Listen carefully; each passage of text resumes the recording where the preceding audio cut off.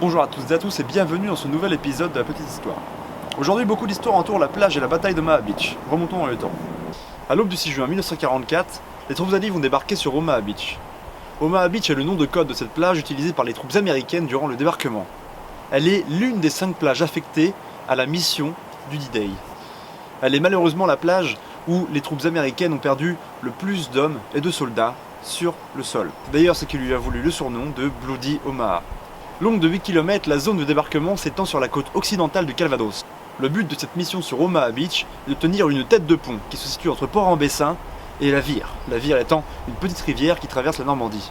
Le but étant de faire la jonction entre les Britanniques qui ont débarqué, les Canadiens, les Français qui sont partis à Londres pour débarquer en Normandie, puis les Américains pour une fois encore prendre Cherbourg. S'ils ont Cherbourg, ils ont Paris. La prise de Omaha Beach se fera sous le commandement de Omar Bradley, le général américain, un des plus connus de la Seconde Guerre mondiale. Mais l'opération sera mise à jour par le major général Hübner.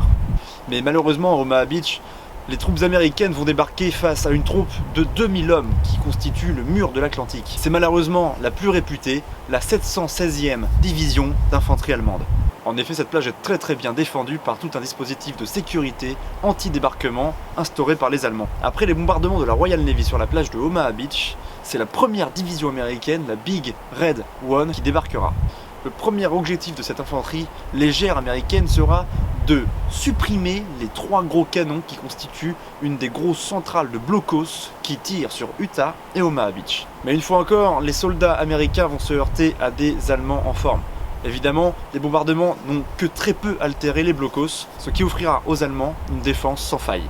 Pour conclure cette bataille d'Omaha Beach qui n'est que le début, le commencement de la libération, après la bataille, le bilan est lourd.